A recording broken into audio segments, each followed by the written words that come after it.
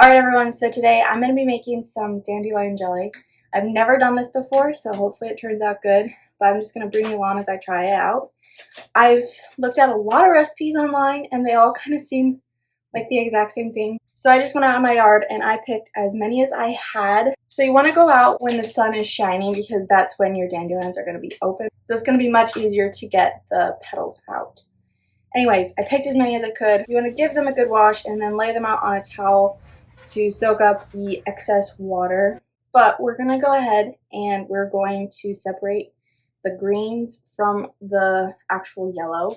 So there are a couple ways that you can get the yellow separated from the green. One way would be to snip off the green with a pair of scissors, and then you're able to pick off the little green, I don't know what to call them, little pieces from the yellow. And then the other way would be that you can just grab the center of the yellow and try to pull them straight out. This works pretty well too, but I feel like it does take a little longer, but maybe it doesn't make quite as much of a mess, if that makes sense. So you kind of can just do whatever way works best for you. I hope this tastes good because, oh my word, it's taking forever to get all these pulled off. I've got time though, so might as well try something new. Okay, so after I have done a fair bit of these, I feel like the easiest way for me is to just pull the yellow out because it's coming out pretty easily. But look how pretty this is. It's so beautiful. Light and fluffy little petals. Oh my word. I'm actually having a lot of fun with this.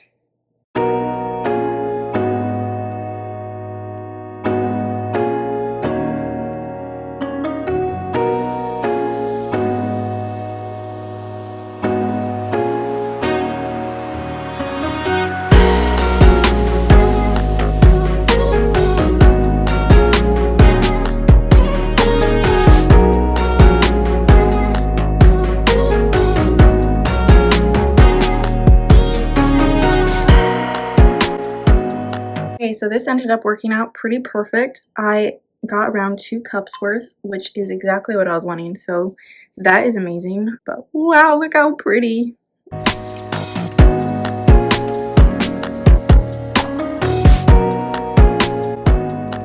Okay, so I went ahead and I split up the dandelion into 2 different jars, and we're going to want to put 4 cups of boiling water over them. And then I'm just going to put 2 cups of water into each of these. Boiling hot. Try not to make a mess like I do. Oh, beautiful.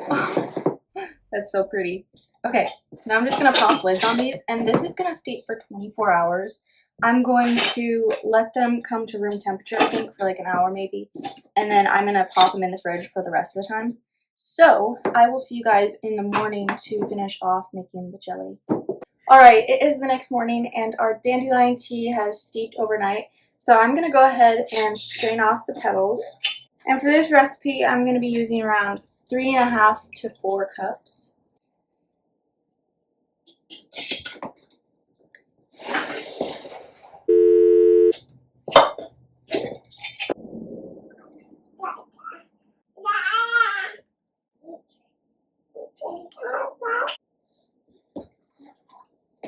Okay, I'm going to do a little bit under 4 cups. There is a little left over here, but I'm just going to pop it in the fridge and maybe use it for something else or drink it. Okay, so I'm just going to put this into my pan for now. But before I do anything else, I'm going to boil and sterilize my jars that I'm going to be putting this in.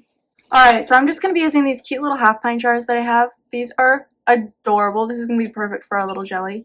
But I'm going to put these into my pressure cooker without the lid on, and I'm going to boil these for around 5 to 10 minutes. Okay, so while our jars start to boil, I'm going to go ahead and get going on making the dandelion jelly. So I've got my burner on medium-high heat, and I'm going to add in 2 tablespoons of lemon juice. Obviously, fresh would be best, but I don't have any on hand right now. And this is not concentrated lemon juice. This is just the natural strength lemon juice. Okay, so I'm also going to add in an entire box of fruit pectin. And I'm going to mix that in and dissolve it and bring this up to a boil.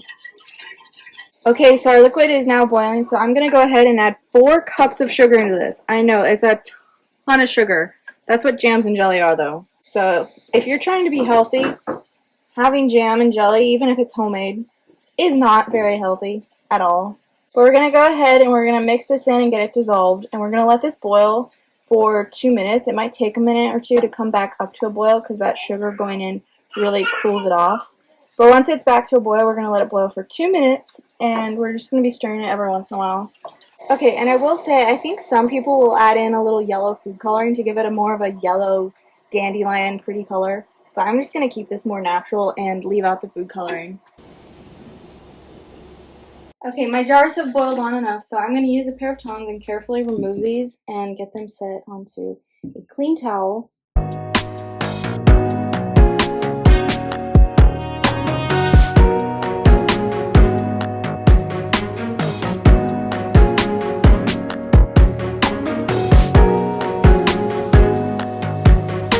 Okay, our dandelion jelly is also ready, so I'm going to go ahead and get these put into the nice hot jars.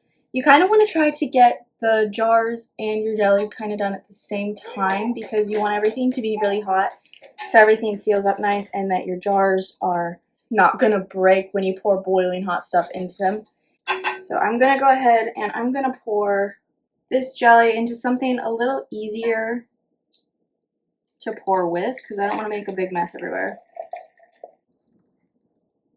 And I'm just going to start filling up these jars. And you want to leave a little room at the top. You don't want to have it all the way filled to the top.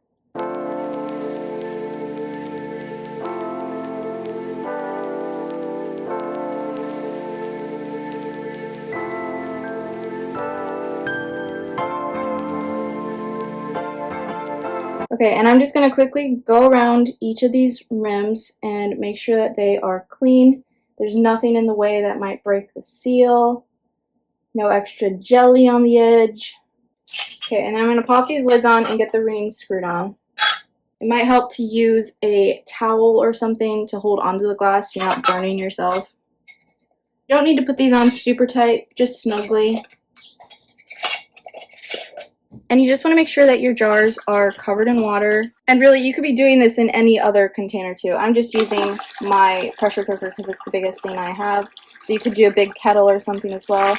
The thing that's nice about this is there is already a rack in it that lifts the jars up a little bit at the bottom. But you could just put a rack or something that would lift up your jars a little bit in a normal kettle as well. Okay, so you're going to bring this up to a boil, and once it's up to a boil, you're going to boil it for an additional 5 to 10 minutes.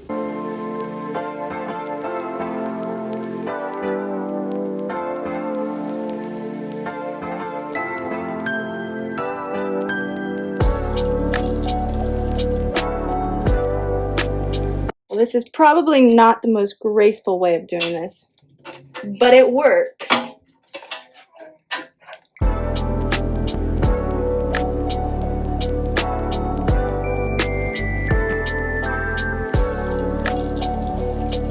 Okay, so we are just going to let these sit on the counter for 24 hours to completely cool and seal up. You'll see most of the lids have already caved in from the heat. I think I have just this one here that needs to seal yet. So if after the 24 hours, if you still can hear a popping on the top of them, you know it's not sealed properly. But they should all just be completely solid on the top and kind of like caved in. Alright, so I opened up this one jar of the jelly, and this is what it looks like. It's beautiful, and it kind of tastes a little bit like a mild honey, I'd say. Yeah, it's pretty good.